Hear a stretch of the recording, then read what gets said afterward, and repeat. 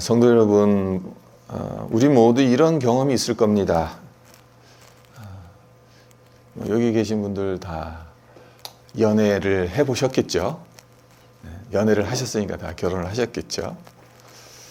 연애 시절 데이트를 마치고 집에 돌아가는 길인데 또 보고 싶어서 전화를 걸고 그 통화가 밤새 이어졌던 때, 혹시 그런 경험이 있으신지 모르겠어요. 그리고 갓 태어난 여러분의 2세가 처음으로 여러분과 눈을 맞추고 작은 미소를 지어주었던 그 순간, 그 순간들을 한번 머릿속으로 한번 떠올려 보세요. 그때의 그 벅참과 행복감, 말로 표현하기가 어렵지요. 아가서는 이런 사랑의 감정을 담고 있는 책입니다. 솔로몬과 술람미 여인 사이의 사랑을 노래하는 책이죠. 오늘 본문인 6장 4절로 10절에선 술람미 여인에게 눈을 떼지 못하는 솔로몬의 모습을 볼 수가 있습니다. 한시도 술람미 여인에게서 눈을 떼지 못합니다. 그리고 술람미 여인을 찬양하기 바쁩니다. 먼저 5절 상관절을 보도록 하면요, 내 눈이 나를 놀라게 하니 돌이켜 나를 보지 말라. 솔로몬의 이 말 무엇을 의미하는 거겠어요? 술람미 여인이 눈을 부릅떠서 솔로몬이 놀랬다는 겁니까? 아니죠. 당신의 눈이 너무 아름다워서 내가 감당이 안 됩니다. 그러니 당신의 눈빛을 좀 잠시라도 돌려주십시오. 이런 뜻입니다. 술람미 여인이 솔로몬을 바라보는 눈빛이 얼마나 황홀하고 아름다웠으면 솔로몬이 이런 고백을 했겠습니까? 이 대목만 보면 남녀 사랑 이야기 같죠. 하지만 아가서가 말하고자 하는 바는 이게 전부가 아니지 않습니까? 아가서는 단순히 연애 시가 아닙니다. 예수님과 성도의 관계를 비유적으로 보여주는 책입니다. 그렇기 때문에 술람미 여인을 향한 솔로몬의 감탄, 한시도 술람미 여인에게서 눈을 떼지 못하는 솔로몬의 모습, 이것은 주님께서 성도를 바라보시는 시선을 상징적으로 드러내는 것이다 라고 볼 수 있는 거죠. 그러니까 솔로몬이 술람미 여인의 눈빛을 감당하지 못했던 것처럼 주님께서도 우리를 바라보실 때 그렇게 마음을 빼앗기신다는 겁니다. 자, 4절을 보시면요, 내 사랑아 너는 디르사같이 어여쁘고 예루살렘같이 곱고 깃발을 세운 군대같이 당당하구나. 솔로몬이 술람미 여인을 표현하는 데 있어서 세 가지를 표현하죠. 디르사같이 어여쁘고 예루살렘같이 곱고 깃발을 세운 군대같이 당당하다.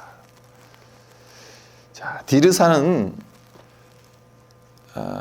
이 북이스라엘이 나중에는 사마리아를 수도로 삼습니다만은 그 이전까지 북이스라엘 왕국의 수도가 디르사였습니다. 그리고 예루살렘은 우리가 너무나도 잘 알고 있는 것처럼 남유다 왕국의 수도죠. 그리고 전체 이스라엘의 영적 중심지입니다. 그곳에 하나님의 성전이 있기 때문에. 그러니까 한마디로 이스라엘에서 가장 아름답고 영광스러운 도시들이 디르사와 예루살렘인 겁니다. 솔로몬이 술람미 여인을 이 도시들에 비유했다라는 것은 그의 눈에 술람미 여인이 세상에서 가장 아름다운 도시처럼 보인다는 거예요. 가장 영광스러운 존재처럼 보인다는 겁니다. 그리고 술람미 여인을 가리켜 깃발을 세운 군대 같다 이 말을 합니다. 이건 어떤 뜻이겠습니까? 자, 전쟁에서 패한 군대는 깃발을 들 수가 없어요. 그렇죠. 당연하죠. 왜요? 상대방이 그 깃발을 취했을 테니까. 깃발을 세울 수 있는 것은 전쟁에서 이긴 쪽만 할 수 있어요. 그러니까 전쟁에서 승리하고 돌아온 군사들을 지금 상징적으로 보여주는 겁니다. 그러니까 전쟁에서 승리하고 돌아오는 군사들 얼마나 당당하고 위엄 있습니까? 네. 솔로몬 눈에 술람미 여인이 그렇게 당당하고 위엄 있어 보인다는 겁니다. 그리고 주님이 우리를 그렇게 보신다는 겁니다. 우리 딴엔 우리가 어깨가 축 늘어져 있고 또 뭐 자신감도 없어 보이고 그렇게 보여도 주님 보시기엔 우리 모두 깃발을 세운 군대 같아라고 보신다는 겁니다. 자, 8절 9절에선 이 사랑의 깊이가 더 선명하게 드러납니다.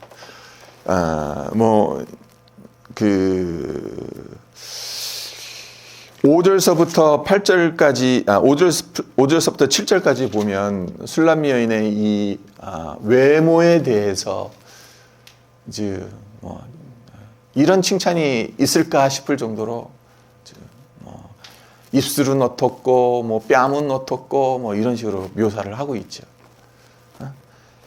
네, 8절과 9절을 보면 어느 정도로까지 술람미 여인에 대한 사랑의 깊이를 드러내고 있습니까?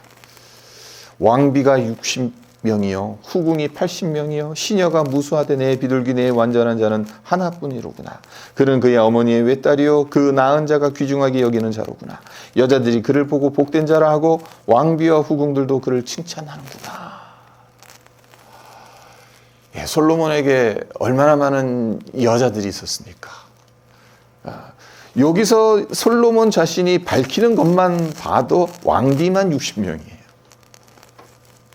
그리고 후궁이 80명이라고 하고 시녀는 무수해서 수를 셀 수가 없다. 근데 닭살 돋는 표현이 나오죠. 내 비둘기, 내 완전한 자는 하나뿐이다.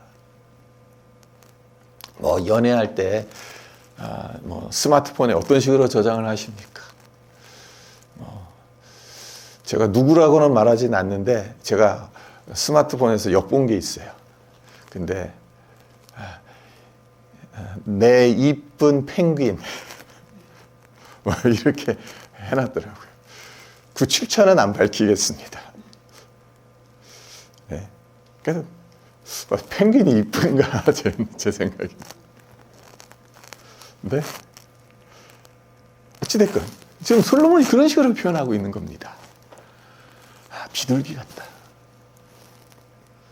근데 주님의 관점도 이렇다는 겁니다. 많은 사람들이 있어도 성도 한 사람 한 사람을 주님은 어떻게 보신다? 하나뿐인 존재로 보신다는 겁니다. 여러분 한 분 한 분이 주님께는 수많은 사람들 중 하나가 아니라 비교할 대상이 없는 하나뿐인 유일한 사랑이라는 겁니다. 이미 나에겐 왕비가 60이 있고 후궁이 80명이 있고 시녀가 무수해도 나에게 완전한 사람은 술람미 너 하나밖에 없다. 마찬가지.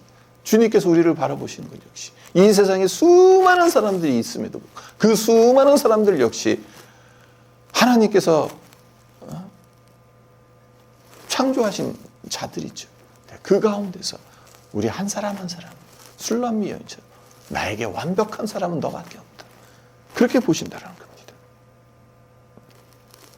자, 마지막으로 10절을 보시면요. 10절에서는 성도의 존재를 우주적 차원까지 끌어올립니다. 자, 아침빛같이 뚜렷하고 달같이 아름답고 해같이 맑고 깃발을 세운 군대같이 당당한 여자가 누구인가 하는, 여기서 아침빛은 새벽빛, 그러니까 새로운 영광을 시작한다라는 의미가 내포되어져 있습니다. 그리고 달은 어둠 속에서 태양빛을 반사시키는, 그러니까 마찬가지로 우리 성도들이 하나님의 빛을 반사하는 거다라는 것을 달로 비유적으로 상징하는 거죠. 그리고 여기 나오는 해는 세상에 따뜻함과 생명을 주는 열기의 근원을 의미합니다. 그리고 깃발을 세운 군대 같다는 표현, 사전에 나왔는데 또 나오죠. 네, NIV 영어 버전으로 보면 이게 훨씬 더 실감이 납니다. 네. Majestic as the stars in procession이라는 표현을 씁니다. 우리말로 번역을 하자면 별들이 진행하는 것과 같이 장엄하다는 겁니다.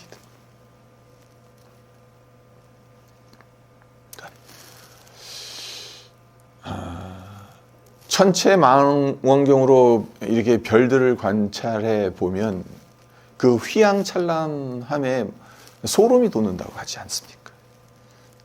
네. 무질서하게 보여야 할 우주가 아주 질서정연하게 딱 정말 각 잡힌 것처럼 그렇게 행진하는 것처럼 보이는. 그럼 솔로몬이 술람미 여인을 이런 식으로 묘사하고 있다는 겁니다. 그리고 주님 보시기에 성도의 위엄, 당당함이 이렇다는 겁니다. 그렇습니다. 주님 보시기에 성도는 하나님의 영광과도 같습니다. 주님의 빛을 반사하는 아름다운 달과도 같습니다.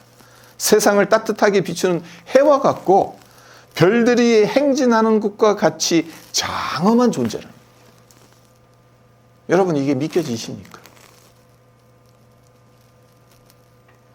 주님이 우리를 이렇게 바라보신다는 것이 마음 깊이 와닿는다면 우리는 정말 복받은 사람인 겁니다.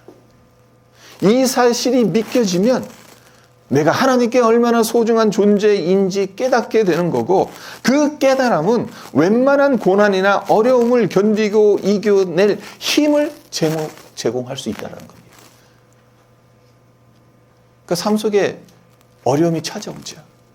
고통이 있을 수가 있어요. 하지만 하나님 앞에서 내가 어떤 존재인지, 하나님께서 나를 이 정도로 소중하게 여기시는 존재라는 것을 내가 알면, 이까짓 것, 이 정도 고통쯤은 하나님이 나를 이렇게 소중하게 여기시는데, 그렇게 생각할 수 있겠죠. 그리고 그렇게 극복할 수 있겠죠. 네. 질문이 있습니다. 여기서 우리가 질문이 생깁니다. 네, 주님은 우리를 왜 이렇게까지 사랑하시냐는 거예요. 그 사랑을 온전히 이해한다는 것은 사실 불가능합니다. 하지만 주님의 사랑을 조금이라도 이해하는 데 도움이 될 만한 이야기를 하나 들려드리겠습니다. 아주 기품 있고 매력적인, 그래서 많은 남자들의 마음을 설레게 만든 여인이 있었습니다. 그녀에겐 누구에게도 말 못하는 컴플렉스가 있었어요. 태어났을 때부터 눈썹이 없었다는 겁니다. 이 컴플렉스 때문에 집안에 있을 때도 눈썹 화장을 지우지 못합니다. 회사에 출근해선 화장이 번지거나 지워지지는 않을까 늘 전전긍긍하며 조심합니다. 그런 그녀에게 사랑하는 남자가 생기고, 그리고 그 남자와 결혼을 합니다. 3년 동안 아주 행복하게 잘 살았습니다. 자, 3년을 살았어요. 그럼 이제 신혼도 거의 다 끝나가고, 남편에게 화장하지 않은 생 얼굴을 보여줘도 괜찮을 법 하잖아요. 하지만 남편이 알게 되면 실망할까봐 집안에서 계속해서 눈썹을 그립니다. 지우지 않습니다. 이 문제를 제외하곤 부부가 알콩달콩 아주 재미있게 잘 살았어요. 어느 날 이 부부에게 시련이 찾아옵니다. 남편의 사업이 부도가 난 겁니다. 그래서 그동안 모아두었던 전 재산이 날아가 버렸습니다. 하루아침에 밑바닥으로 떨어진 부부는 생계 유지를 위해서 연탄 배달을 시작합니다. 남편은 연탄 수레를 앞에서 끌고 아내는 뒤에서 밀면서 하루하루를 버팁니다. 근데 어느 봄날 문제가 터집니다.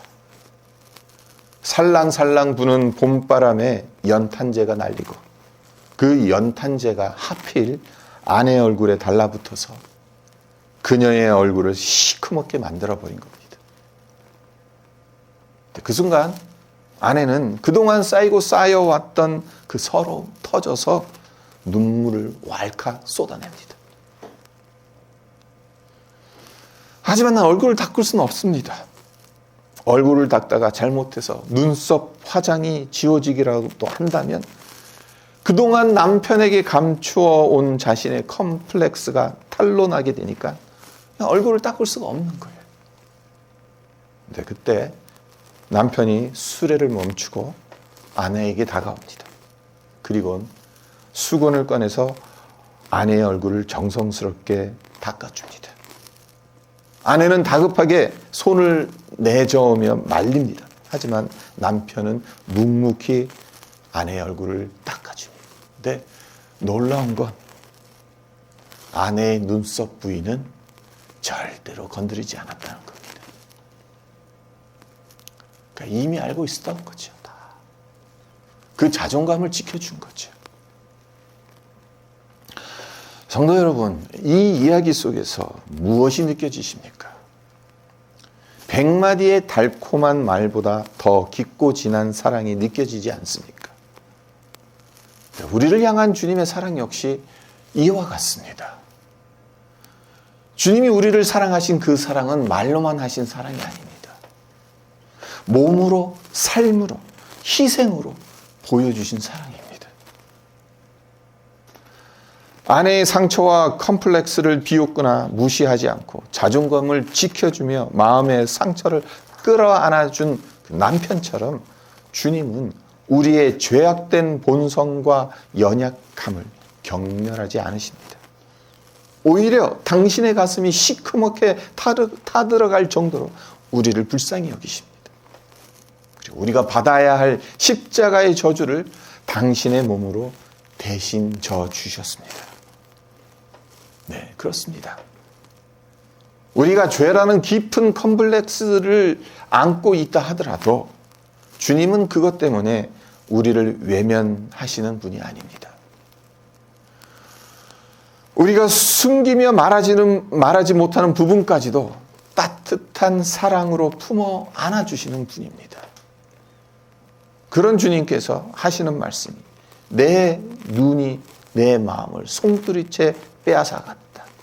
그러니까 나를 좀 보지 않았으면 좋겠다. 그렇게 말씀하시는 겁니다. 그 정도로 우리를 사랑하신다는 거죠. 자, 또 다른 질문이 우리에게 생깁니다. 도대체 어떤 눈이었길래 술람미 여인의 그 눈빛이 솔로몬의 마음을 송두리째 사로잡은 것일까? 우리의 눈길이 도대체 어떤 눈길이길래 주님의 마음을 그렇게까지 사로잡아 버린 것이겠습니까? 그냥 아무 눈빛이나 보내기만 하면 주님께서 감동하시는 것이겠습니까? 불순종의 눈빛으로 주님을 바라봐도 주님은 우리에게서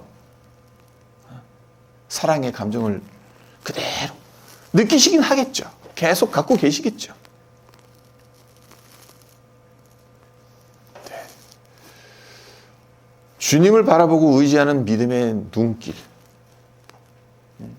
당신만 내 사랑입니다. 라는 그러한 마음으로 솔로몬을 바라보는 술람미 여인의 눈길. 그것 아니겠습니까? 우리가 믿음의 눈을 들어 주님을 쳐다볼 때 어떤 일이 일어나는지 아십니까? 우주 만물을 만드신 창조주 하나님께서 우리의 시선에 압도당하십니다. 우리의 믿음 앞에 속수무책이 되십니다. 내가 나를 믿어주니 내가 어찌할 바를 모르겠다. 내 믿음이 나를 움직였다라는 말씀을 하십니다. 자, 이게 여러분에겐 과장처럼 들리십니까?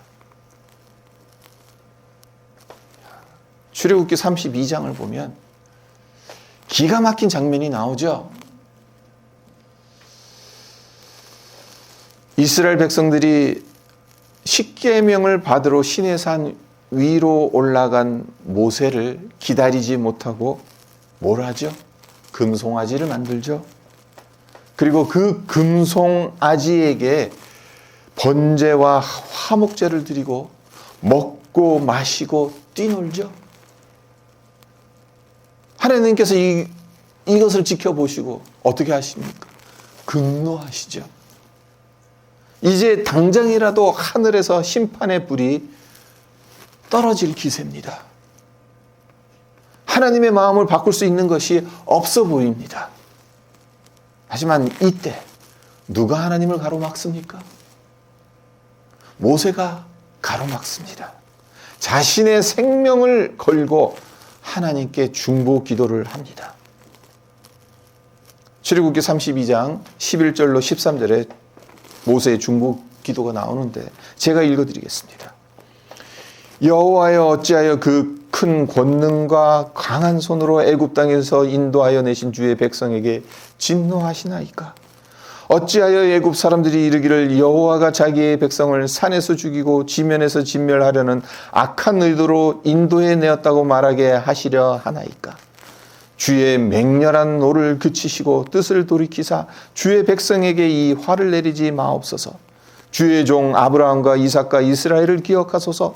주께서 그들을 위하여 주를 가리켜 맹세하여 이르시기를 내가 너희의 자손을 하늘의 별처럼 많게 하고 내가 허락한 이 온 땅을 너희의 자손에게 주어 영원한 기업이 되게 하리라 하셨나이다.